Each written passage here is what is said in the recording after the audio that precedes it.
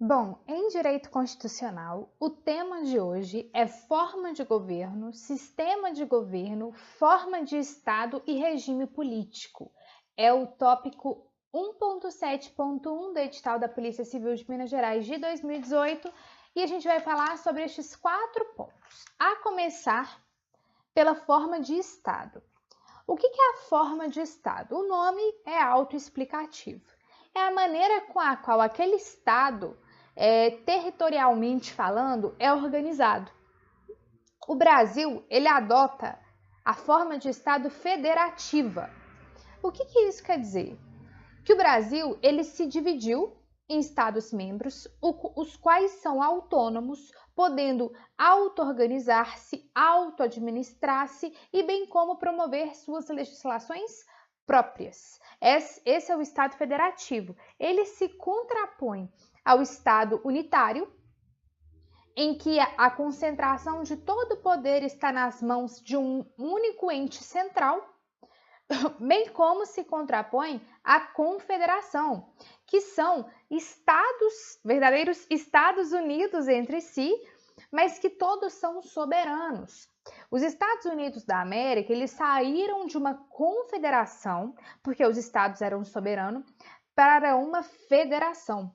O Brasil, por sua vez, saiu de um estado unitário nos tempos imperiais, em que somente o ente central, qual seja a República Federativa do Brasil, detinha toda a sua soberania e autonomia e passou a distribuir autonomia para os Estados-membros. Portanto, o Brasil saiu de um estado unitário e foi para a federação. Veja que a história, o resultado final dos Estados Unidos com o Brasil é a mesma, resulta na federação, mas a maneira com a qual eles chegaram à federação é diferente. É por isso que se fala em federalismo centrípeto e federalismo centrífugo. O do Brasil foi centrífugo, porque ele saiu do ente central espalhando a autonomia para os Estados-membros, enquanto dos Estados Unidos foi centrípeto, porque saiu de confederação e foi para Estados-membros com um ente central. Essa é basicamente uma rápida passagem sobre forma de Estado, lembrando, portanto, que o Brasil adota a forma federativa. Forma de governo é a maneira pela qual o Estado organiza o seu poder.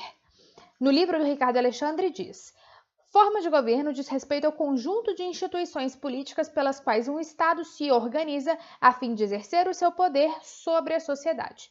O Brasil adota a república, que é justamente essa noção de república em que os governantes são eleitos para exercer a função administrativa. Ele se contrapõe, a república se contrapõe à forma de governo monárquica, em que há tão somente a figura de uma pessoa monárquica que concentra todas as formas de poder. Buscando um conceito mais técnico, república é a forma de governo caracterizada pela elegibilidade dos representantes do povo, pela temporariedade dos mandatos dos governantes e pelo dever de prestar contas. A transparência é inerente à república. Por sua vez, a monarquia se caracteriza pela investidura na chefia de Estado de um monarca. A partir daí, a transmissão de poder se dará de forma hereditária e vitalícia, inexistindo, segundo a regra clássica, dever de prestar contas. Como eu disse, reiterando mais uma vez, o Brasil adota a república e a república é sim a regra na maioria dos demais estados nacionais espalhados pelo mundo, embora ainda haja alguns países que adotam a forma monárquica. Bom, agora passando para sistema de governo. O sistema de governo ele pode ser definido como conjunto de normas que regulam essa participação dos representantes em relação ao governante, bem como a relação do governante com o parlamento. Também tem a ver com a concentração da figura de chefe de governo e chefe de Estado. Serão concentradas numa única pessoa ou será distribuída para o parlamento? Bom, há 2 sistemas de governo, sistema parlamentarista e sistema presidencialista. O Brasil adota a forma presidencialista, o que não significa dizer que ele nunca tenha adotado a forma parlamentarista, porque ele já adotou uma vez sim. Então, buscando conceitos mais técnicos, sistema de governo diz respeito à forma como se relaciona poder legislativo e poder executivo no desempenho das funções governamentais. A maneira como se dá o relacionamento, de modo a preponderar maior independência ou colaboração entre esses poderes, dá origem a dois institutos distintos: sistema de governo presidencialista e sistema de governo parlamentarista. No presidencialismo, a chefia do poder executivo é exercida pelo presidente, que acumula as funções de chefe de Estado e chefe de governo. Caso você queira saber um pouco melhor sobre isso, na Constituição da República, a junção dessas funções está no artigo 84 da Constituição. O presidente, portanto, ele cumpre um mandato fixo e não depende da confiança do parlamento para a manutenção do seu cargo. Por sua vez, os membros do Poder Legislativo são eleitos para mandatos fixos e o órgão legislativo não está sujeito à dissolução. Perceba, portanto, que no sistema presidencialista há uma relativa independência entre o Poder Executivo e o Poder Legislativo. Diferente situação, contudo, há no parlamentarismo. Por quê? Porque o Poder Executivo tem suas atribuições de cúpulas divididas. Chefia de Estado, exercida pelo monarca ou pelo presidente, e chefia de governo, que pode ser titularizada pelo primeiro-ministro ou pelo presidente do Conselho de Ministros. Então, veja que há uma estrita relação de confiança entre o chefe do Poder Executivo e o parlamento. Quando a gente fala, o último ponto aqui do edital, de regime político, o que quer saber ao perguntar qual é o regime político é qual a sistemática que se adota para permitir a participação popular nas decisões do governo. Como é que se dá a participação do povo em relação ao poder da administração pública, em relação ao poder do governo?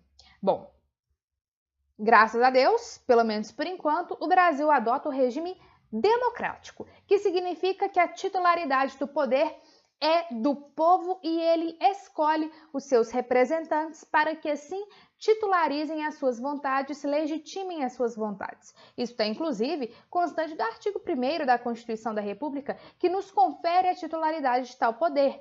Bom, a democracia, ela se divide em, por exemplo, democracia direta, democracia representativa, democracia semidireta.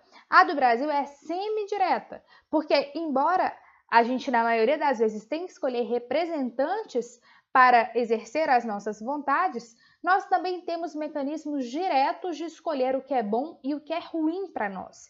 E isso se dá pelo plebiscito, pelo referendo, pela ação popular, pela iniciativa popular. São ações em que a gente exerce o nosso poder de forma direta. Portanto, a democracia brasileira é a chamada democracia semidireta. Mas é o regime democrático, o regime político que impera no Brasil desde a Constituição de 88 até os dias de hoje, e eu sinceramente espero que para sempre é a democracia. Talvez para sempre é muito tempo, mas enquanto não há um regime melhor, a democracia, por diversos estudos históricos, econômicos, sociais, políticos, científicos, a democracia, por mais que muitas pessoas não gostem, é um verdadeiro mal necessário. Há outros regimes políticos, como o totalitário, o aristocrático, enfim, ditatorial. Todos esses, de certa forma, tolhem a vontade popular. Não deixam, de alguma forma, que o povo participe efetivamente das decisões políticas. Tem no mundo, e o Brasil, obviamente, tem histórico de tais regimes ditatoriais, mas não é o mais comum. Atualmente, o regime político mais comum e mais consagrado em todos os ordenamentos jurídicos é o regime político democrático. Bom, encerramos os pontos de forma de Estado, forma de governo, sistema de governo e regime político. São conceitos bastante cobrados, por vezes tentam confundir o candidato nas provas, então é importante ter as ideias bem sólidas para que não confunda na hora da prova ou até mesmo no dia a dia, quando esses assuntos são tratados. É isso.